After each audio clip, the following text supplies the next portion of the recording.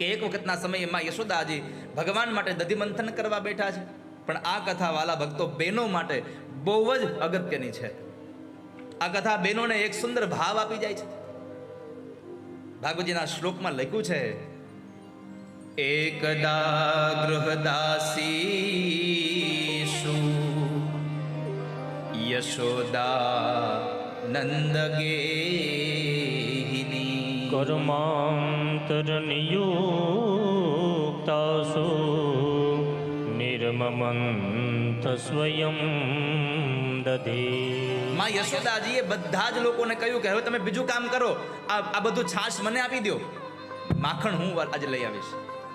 એટલે બધા લોકોને કામમાં વળગાડ્યા અને માં યશોદા પોતે દધી મંથન કરે છે. પણ મૂળ સંદેશો ભગવાનને જે આ કથા દ્વારા દેવડાવો છે એ છે, જ્યારે માં યશોદા 16 શણગાર સજી ભગવાન ઠાકોરજીની પૂજા કરી અને જ્યારે દધી મંથન કરતા હતા ત્યારે મૂંગા નહીં પણ સાથે ગીત ગાતા હતા. યાની યાની ગીતાની તદબાલ ચરિતાની ચ દધી નિર્મંથને કાલે સ્મરંતી તાન્યગાયત. સ્મરંતી તાન્ય ગાયત.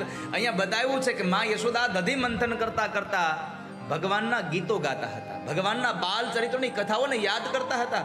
આ કથા મને તમને ઉપદેશ આપે છે કે બહેનો, જ્યારે તમે ઘરનું કામ કરો ને ત્યારે કામ કરતા કરતા ભગવાનને ભૂલવા નહીં કોઈ દિવસ. તમારે દરેક કામમાં પરમાત્માને યાદ રાખવા જોઈએ.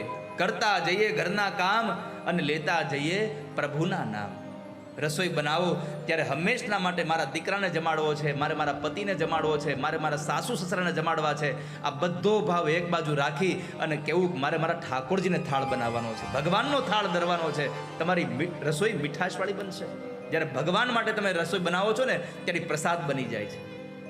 તમે જુઓ, કારણ કે ભગવાન માટે રસોઈ બનાવતા હોય ને તે ભાવ બહુ હોય આપણને. ગીતો ગાતા ગાતા ભગવાન, કારણ કે અત્યારે નકર બાથરૂમ સિંગર બહુ વધી ગયા. નાતો ગીત ગાય, ખબર ન પડે કેટલી કલાક નાય છે. ઓલી ભેં જેમ પાણી પડે પછી બહાર નીકળવાનું સમજે નહીં, એમ આવડો ગાતો ગાતો બારે ન આવે કોઈ રીતે. પરંતુ તમે જ્યારે તમારા ઘરનું રસોઈ બનાવતા હો ત્યારે તમારા મોઢામાંથી ભગવાનના નામો લેવાતા હોય. પરમાત્મા માટે તમે રસોઈ બનાવી રહ્યા છો.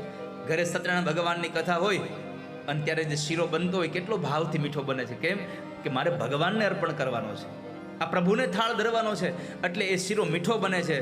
બાકી એટલી ને એટલી સામગ્રી હોય અને 1:30 વાગ્યે જો તમારા ઘરધણી, તમારા ઘરવાળા ગામમાંથી કોઈ બ્રાહ્મણને લઈને આવે ને કે લ્યો શીરો બનાવો, પછી શીરો એટલો મીઠો ન બને. કેમ? એમાં ભાવ નથી હોતો. પછી તમારો ભાવ હોય છે જેમાં એ રસોઈ મીઠી બને છે. દીકરા દીકરીઓને જમાડવા છે એ ભાવ પછી, પણ હું રસોઈ મારા ઠાકોરજી માટે બનાવું છું, મારા ભગવાન માટે બનાવું છું, મારા ભગવાનને થાળ જમાડવાનો છે. આવા ભાવ સાથે, પવિત્ર ભાવ સાથે રસોઈ બનાવશો ને તો રસોઈ પણ મીઠી બની જશે વાલા ભક્તો. અને મીઠી બનશે એટલું નહીં, આ તમારા ભાવ સાથે બનેલી રસોઈ મારો ઠાકોરજી તમારી ઘરે આવશે જમવા માટે. બિરાજો બાજોઠ ઢાળીને જમો મારા પ્રેમની થાળી રે.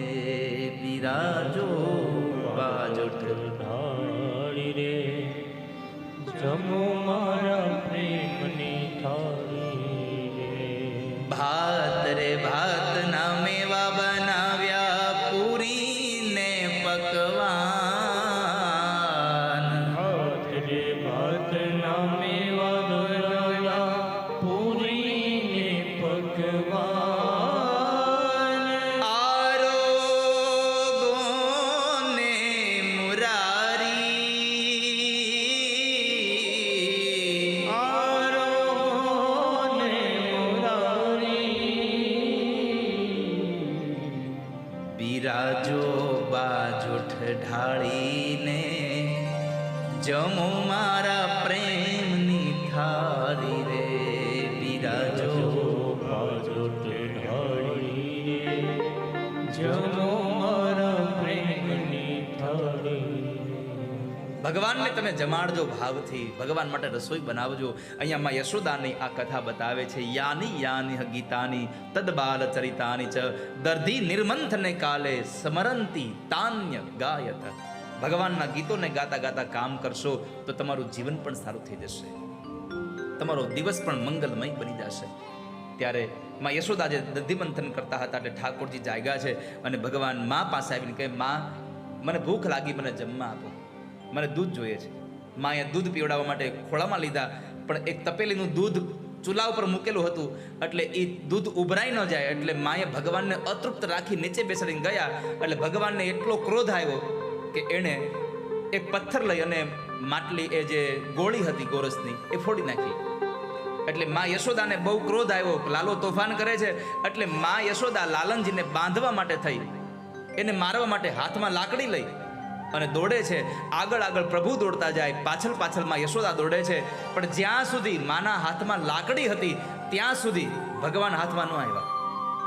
જેવી માં યશોદાએ લાકડીને ફેંકી દીધી અને ઓસરીના કોરે બેસી ગયા, આંખમાંથી આંસુડાની ધારા નીકળી, તો પરમાત્મા એ જ સમયે સામેથી પોતાની માના ગોદમાં આવી ગયા.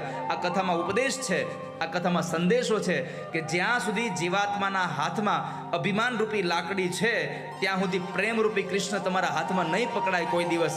પ્રેમરૂપી કૃષ્ણને પકડવો હોય તો અભિમાનની લાકડી છોડી દો જીવનમાંથી. અહીંયા પ્રેમની લાકડી, પ્રેમને પકડવા માટે અભિમાનને છોડવું જરૂરી છે. ભગવાન આવ્યા હાથમાં. પછી ભગવાનને બાંધવા માટે માં યશોદાજી દામણા લઈ અને ખાનણિયા પાસે લઈ જાય. દામણાથી બાંધવા જાય તો દામણું ટૂંકું પડે. મહાપુરુષોનો ભાવ છે, દામણું બાંધતો કેમ નથી? તો કહે છે ભગવાનને સ્પર્શ થયો ને એટલે એનો સ્વભાવ ભૂલી ગયો. એ નકર દામણાનો સ્વભાવ છે બાંધવાનો, પણ જેવો ભગવાનને સ્પર્શ થયો એટલે એનો સ્વભાવ છૂટી ગયો કે મારે કોઈને બાંધવા નથી. પણ પરમાત્માને બાંધવાની ઈચ્છા યશોદાને બહુ હતી એટલે ભગવાન માની ઈચ્છા સંપન્ન કરવા માટે બંધાયા છે. દામણાથી ઉદરના ભાગે બંધાયા એટલે ભગવાનનું નામ થયું દામોદર. ઘરમાં ઘર, એમાં ઘર, એમાં રહે દામોદર. હવે આ ઘરમાં ઘર, એમાં ઘર, એમાં દામોદર, આ હું? આ વિશ્વ એક ઘર છે, આખું જગત એક ઘર છે. આ શરીર, આ આખા ઘરમાં બીજું ઘર આ શરીર છે. અને આ શરીર રૂપી ઘરમાં પણ એક હૃદય રૂપી ઘર છે જેમાં દામોદર રહે છે. આ ઘરમાં ઘર, એમાં ઘર અને એમાં રહે દામોદર. તો એવા પરમાત્મા દામોદરના નામકરણ થયું.